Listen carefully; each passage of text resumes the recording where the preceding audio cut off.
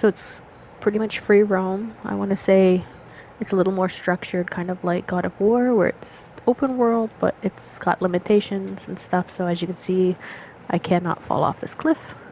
It's also free character movement, so left stick, right stick kind of thing for your camera angles and character movements. Beautiful, haunting, gorgeous, like scenery. I love the art style and their choices and design and elements and everything. Um, you can talk to characters. They're all super goofy. I don't feel like talking with them. Um, but you get your party, so you can see in the bottom right how it says add to party or remove from party. Um, you can see more character descriptions on them. The jars in the corners, your stamina, your um, not stamina. What is it? It is like revival jars, heal jars, and AP stats. So use those in battle. And then the chroma elixirs is to heal the whole party. So you can use those to heal everybody's health as you're running throughout the open world. Because during the turn-based combat, it can kind of fuck you up a little bit. And then you can click on a character. And of course, it shows you the standard breakdown. So your left side is going to be all of your weapons. So as you go throughout the game, you're going to keep finding more and more weapons. But it's neat because every time you level up or every time I don't think it's just based around your leveling. I think just the more you can gather the same item in the world, the more just XP in general, your weapons start to level up. You can also collect items that you can use to boost leveling. So if you don't want to wait for this to naturally level up from 23 to 24, you can kind of boost it. Um, Pictos are perks. So as you can see, the three in the middle there, those are the main ones I have on. The diamond shape, um, it's usually blank, so you can see all three of those have a gold ring around it.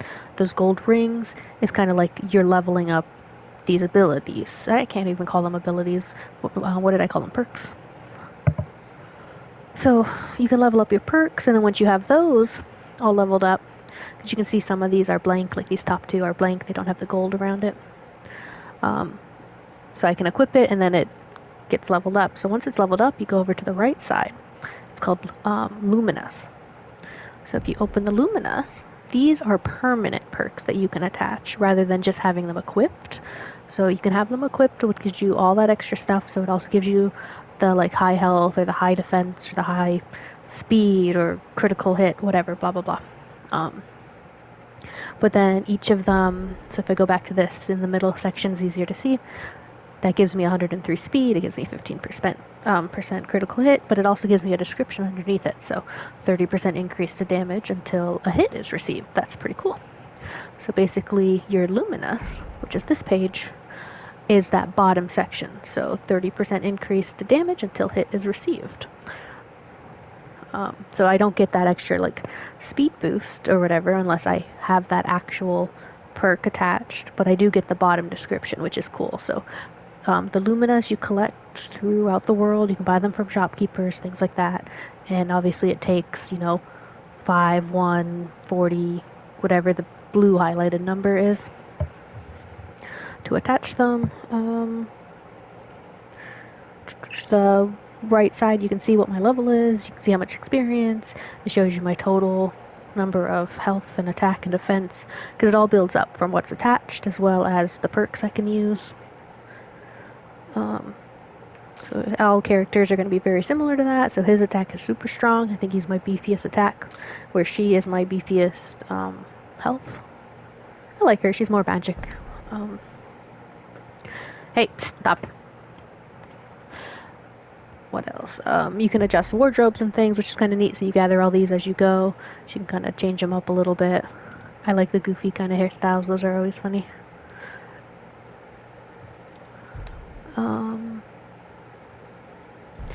Yeah. So I think this is kind of neat. So it's your standard junior RPG game, but it is super turn-based, and I love this turn-based combat. So I'll go ahead and I'll do a fight scene and show you what that looks like as well. This is just the inventory, so these are everybody's weapons all clustered together. These are the pictos, which is your little perks that you can apply. You get your quest items, a bunch of music notes and stuff, which is a trophy for this. Tints and things. So this is what you gather. So these are the chroma catalysts, the grandoses. These sort of things are all what you can use to build up your weapons. So again, if you don't want to wait to either get duplicate versions to make them stronger or to level up or whatever, because every time you fight a creature and stuff, you have a chance to level up a weapon, but it's like maybe one weapon out of your whole list per character, so it's super randomized. So this just makes that smoother and easier to go through. Excuse me. Red coat allows you to reset people's abilities.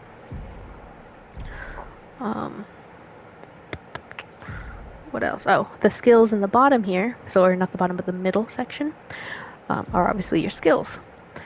So I have quite a few happening in here, but they tell you the description of what everything does. Like this one is deals low single target damage, one hit. So you hit one enemy one time, it uses your weapon's element, so if I had fire, it would burn them. Every character is a little bit different, so he uses a grading system for his power. So like the D class will give you more perfection, which you use the perfection to increase your class. So this would be C class. S tier is obviously the highest, so kind of like a standard anime RPG game. And now you can, in the bottom middle here, you can only have 6 of them attached at one time. But you get lots to choose from. As you level up, you obviously get a new skill point that you can apply to these. Each one's going to cost a different amount. The standard scaling system for any kind of game, really. But they all do different stuff. So that's not bad. Deals ice damage to all enemies one time. I think she has some better ones that I already have equipped. Like this is deals low single target fire damage, but it hits them 3 times. So that's 3 burns. And the burns in this game is actually pretty cool because they'll stack. So I've done like almost 500,000 damage so far just in burn. So at the end of the character's turn, they'll get burned. Sometimes at the beginning they'll get burned. But that's super handy. But you want to be careful because some creatures are like immune to that, which means that the burning will just heal them. So that's not fun. Yeah. So I am at camp here, which means I'll have to sleep for the night and then I can go do a battle and just show you what the actual combat looks like. Still pretty cool. And the flags, so this happens late in the game. The flags you can use anywhere, but late in the game, 4th one down, your weapons upgrade and your upgrade expedition resources, and then the challenges, those are only late game. Otherwise, you only ever see rest, sometimes fast travel if you're in like a, I guess I'll call it like a dungeon kind of setup. It's essentially like that. Like you get your overtop world, but then you can enter these portals, and then you're in like dungeon-esque mini level environments. So it's not like dungeon where you're inside walls or whatever, but like, yeah, I don't know, you're inside locations on the map, and you gotta make it to the end of them. So the flags act as fast travel, which is very convenient, especially if you're trying to do collectible hunting later. But yeah, so learn skills. This is obviously the standard setup for it. As you can see, the top part here, I need 6 more skill points in order to gain that one. But it goes in your skill set that I showed you earlier, so you can kind of pick and choose, which is this.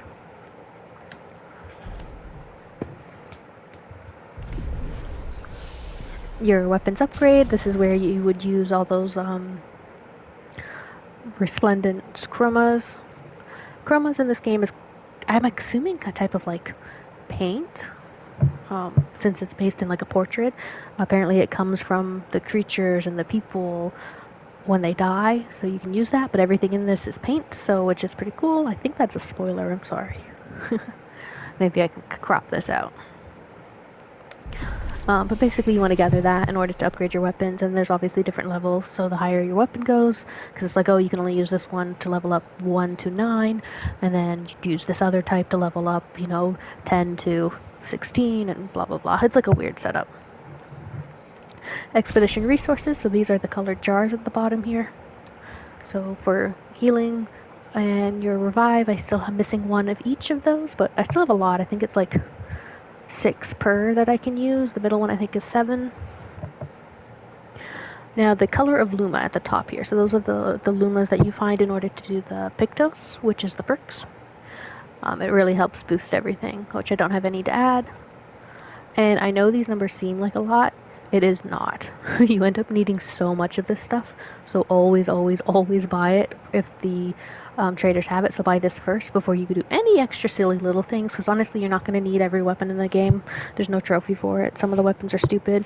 But the character builds you can do between the Pictos abilities and then your weapons and then your skills is crazy.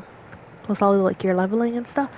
Really neat combos. Like there's stuff where you can use, deplete your health at the start of the turn, but it's like the weapon attack you do could be like the less health you have, the more the attack is multiplied. So if your health is supposed to be like 4,000 health, but your start of the battle you're at 1 health now, that is like a huge times boost, It's crazy what you can do with this game. Alright, let's go to sleep. And then I will run around the open world. So the open world looks totally different than when you're at like camp or when you're in that dungeon setting. So this is what it looks like. It's super strange. Your movement feels a little slower. This is a trader dude. So anybody with the little backpack and light is the traders. You can fight them, and when you fight them, you get better loot.